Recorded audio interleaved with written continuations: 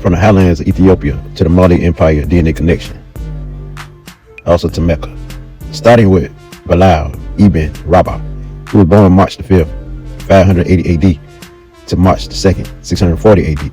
He was a companion of the Prophet Muhammad and of Islam. He was born in Mecca and is considered as the first Mu'azzin, and Mu'azzin means prayer call in history, chosen by the Prophet Muhammad himself. Bilal ibn Rabah was a former Ethiopian slave who was known to call the people to their prayers. He died in 1640 around the age of 60. His father, also with the name of Rabah, was allegedly a slave for the clan of Banu, which is descendants of Juma. Bilal's mother name was Hamama, was a former princess of Ethiopia who was put into slavery and captured during the year of the elephant. Bilal was born into slavery and had no option but to work for a slave master, Umayyah ibn Khalif. Through hard work, Bilal was known as a good slave. He was trusted with the keys to the idols of Arabia, but races and social political statuses of Arabia stopped him, who was Bilal, from achieving a great position in society. In Muhammad Abdul Raf books, he called Bilal ibn Rabah a dark brown complexion man with sparkling eyes and bright skin. He said Bilal was gifted with a deep voice. He wore a beard which was thin on both cheeks. He was endowed with wisdom and had a sense of dignity and self-esteem. In William Murr's book, which is called The Life of Muhammad, he states that Bilal was tall, dark, with African features, and had bushy hair. Murr also states that the noble members, and noble means superior, supreme, of the Quraysh tribe hated Bilal and called him Ibn Sauda, meaning the son of the black woman. When the Prophet Muhammad announced his prophethood and started to preach the message of Islam, Bilal renounced idol worship, becoming one of the earliest converts to the faith.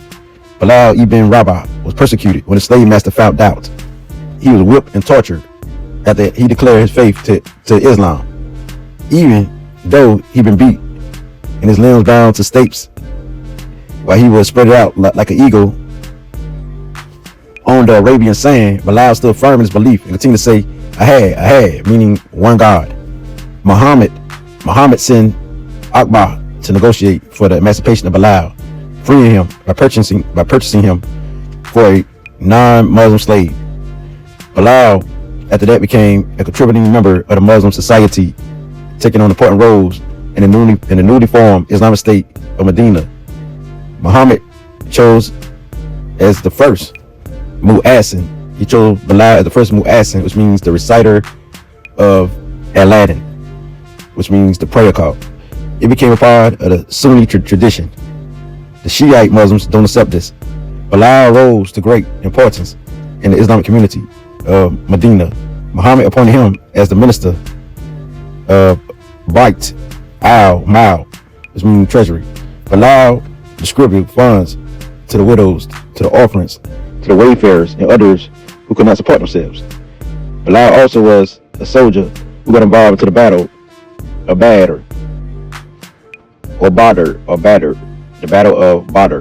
When Muhammad died in 632 AD, Bilal didn't pay his respects to Akbar, and he was banned from Medina. He went to Syria.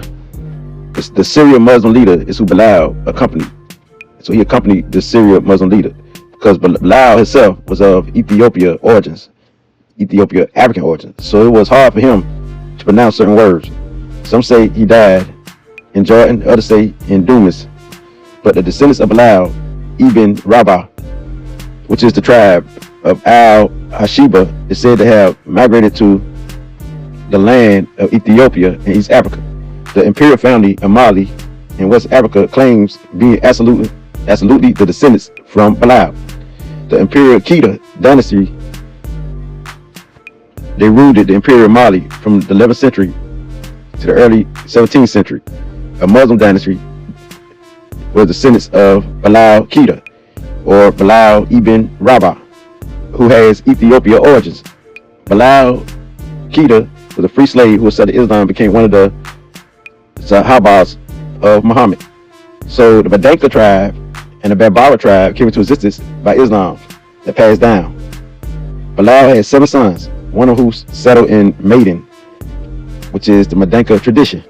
So the Mandinka tradition was dealt with the Keita. The Keita dynasty has Ethiopian Kushite origins. Yes, that deal with the Imperial Mali Empire. So the Imperial Mali, which is the Muslim dynasty.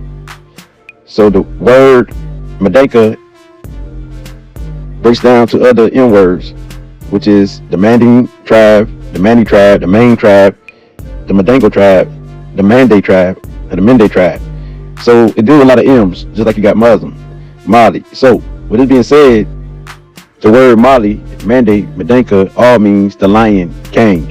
And so this is where you get the movie The Lion King. In Sierra Leone, the word Sierra Leone means the Lion King. The lion in ancient Kemet, a Kushite culture, is something of superior authority. It represents the sun, which is Ra, where the mane of the hair of the lion, like the main tribe, which is the Mende, the Mandinka tribe. Yes, it's something superior, royalty, authority. So this is what it represents: wealth, joy, healing, excitement, life, smartness, education. So it means what it means. The Mali Empire, which is the Mende Empire or the Madi Empire or Mali Empire, aka which the Romans call it Mali, or the word for Mali is Mende. So this empire was from 1226 AD to 1670 AD, and it was founded by Sundiata Keita, who was born 1214 AD to 1255 AD, or he ruled it from 1214 AD to 1255 AD. And the Mali Empire is known for royalty and wealth of rulers, especially Mansa Musa or Musa Keita. So Mansa Musa, we know, was the wealthiest person in history, or Musa Keita, aka Musa Keita. At that time, Mali was the largest empire in West Africa. The common languages were Mandinka, Fulani, Wolof, and Bambara. So the faiths of the Mali Empire were Islam, and also, which I failed to realize, African spirituality or African spiritual traditions. But for some, it's both Islam and African traditions mixed up. The currency at that time, or money at that time, was gold, gold dust, salt, copper, silver, and cow shells, which is called calories. Before the Mali Empire were the Ghana Empire and the Gano Empire. Before the Ghana Empire and the Gano Empire, it was the Techet tradition or Techet culture, which was created by the Proto-Mande peoples, Proto-Mali peoples in the 4000 BC. The Mali Empire was succeeded by the Songhai Empire, the Jollof Empire, the Kabul Empire, and the Great Fula Empire. So Sundiata Keita, which is the Lion King, the Warrior King of the Keita dynasty, he freed the local people from the rule of the king of the Susu Empire, which is King Sumaro Kante. And this started to arise of the Mali Empire as the major power. But following the death of Sundiata Keita in 1255, the kings of Mali were referred to by the title Massa, meaning king or ruler, but also emperor and chief. Sundiata Keita defeated the Ghana king Saman Garu at the Battle of Karina in 1235 AD. All because the Ghana Empire tried to impose trade restrictions on the Malika people, which is also the Mandinka people, or Mande people, which is also the Mande people. And Keita began a revolt. He rebelled. He united the peoples of West Africa together to fight against Ghana, which is King Saman Garu. And he defeated Saman Garu after Keita and his generals conquered other territories in West Africa. He called his new kingdom the Mali Empire. So he was conquering all over West Africa. And they united and they fought it. The Ghana Empire king, which is King Saman Garu. Sundiata Keita rebuilt the destroyed city and made it a business hub for Africa and Arab traders. The Mali Empire grew wealthy, very rich, and was a strong money-making empire that traded gold and copper and whatever that sells. Keita was a great businessman, but he created the very first human rights charter, the Mende Charter. It was called the Mende, the Maiden Charter, and it was the oral. It was like spoken rather than written. So he passed down the Maiden Charter from mouth to mouth by generations of the Malika or the Mende people. So the Maiden Charter speaks about peace within the diverse nation, the abomination of slavery, education, and food security, among other things. Also, oral stories and legendary stories passed down about Sundiata Keita. So Sundiata Keita, which was the Lion King, a warrior. Keita was a famous descendant of Mansa Musa, who dazzled Egypt and the Islamic world. Yeah, so Mansa Musa, he dazzled Egypt, shocked Egypt and the Islamic world with style and elegance. But not only was Sundiata Keita bloodline pumped with Muslim, but also he was portrayed as a person who worked magic, like a musician, and a believer in the African tradition, aka the Mandinka tradition or spiritual practices. His administration and military work helped the Mali Empire survive through the 16th century. Keita was a great storyteller, just like a lot of Mandinka people today. Sundiata Keita and the Mali Empire descendants today are in, of course, Mali, Gambia, Guinea, Sierra Leone, the Ivory Coast, Senegal, Burkina Faso, Libya, Guinea-Bissau, Niger, and also in North Africa, and also all parts of the world, especially the United States. So through the advanced DNA testing, the Mandinka, the Mende, the Mandingo, the Mali blood is also in the African Americas, South Americans, also the Black Central American blacks or Afro-Caribbeans has Mandinka blood. So it's all over the world. Due to the transatlantic slave trade, and some Africans been in the Americas, Africans been in the Americas before Christopher Columbus, and they were part of the Mali Empire or the Mandinka tribe, but also has Mende blood or Mali blood in them. So Mansa Musa was Sundiata Keita's great nephew. Mansa Musa was has at the time $400 billion. He was known as the Lion King of a great empire. So Keita bloodline share haplogroups with Ramses III also, which is the E1B1A1 bloodline. Matter of fact, paternal haplogroup, or father to father, man to man, lineage. Sundiata Keita's mother name is Sagolona Cody, which means the lion woman. She had supernatural powers and took on metaphysics roles of a buffalo. The movie The Lion King is based off Sundiata Keita, like I said. The lion meaning in metaphysics terms mean protector of the tribe, strength, courage, authority, royalty, wisdom, power, fearless, life, dignity, leadership, dominance, pride, competence, importance, and influences. Very influential people, prominent people. Sundiata Keita's father name is Ner Magham, which means king of the Mandinka people. The Hashiba people of the highlands of Ethiopia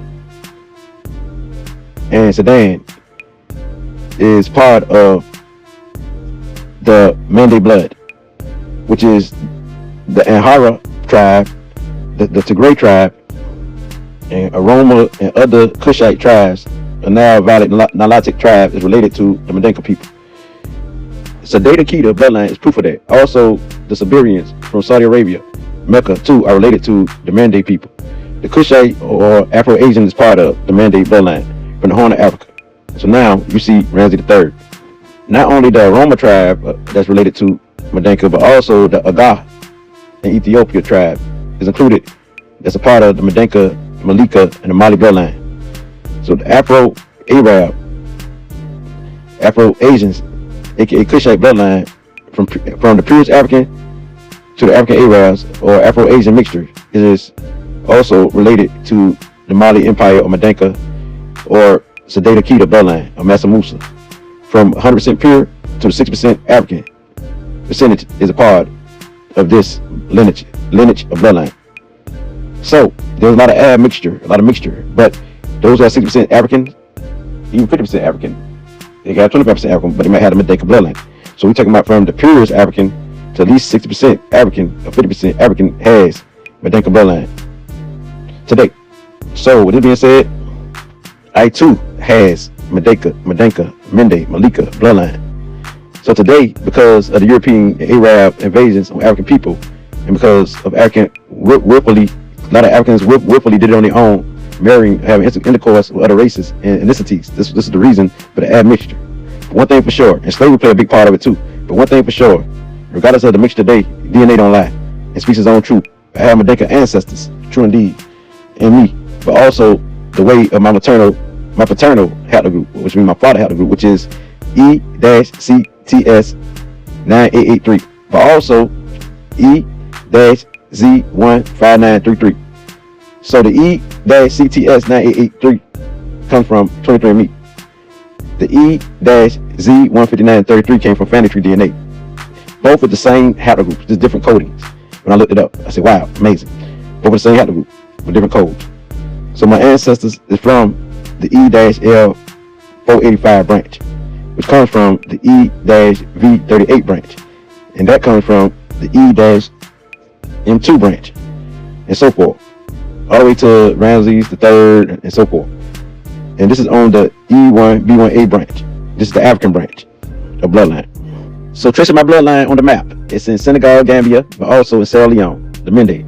In every testing, you have the Mende or Mandinka, like living DNA show the percentage. But a lot of tests, it'll say Sierra Leone, Senegal, Gambia, or Mali, and you know that it's part of the bloodline. So that being said, this percentage in every testing, and this is on my father haplogroup, so trace from father to father. So if I have kids, or any man or any male in my family have kids, and they're like my brother or anything, or related to my daddy, like my nephews or anything, they will pass the same haplogroup down from lineage to lineage. So that being said, I'm so excited to be a part of a powerful royalty empire like Mali, but also part of Pharaoh Ramses the 3rd. And this is very delight. I always knew that ancient Kemet was in my blood. I always speak of Kemet heavily before I even took the test, and this is like amazing. So that being said, I'm out. Just the story of the great Mali Empire all the way to Kushite to the Nile Valley, Nilotic bloodline. So that being said, I'm out. I'm Corey T. Paintney, aka King Lit.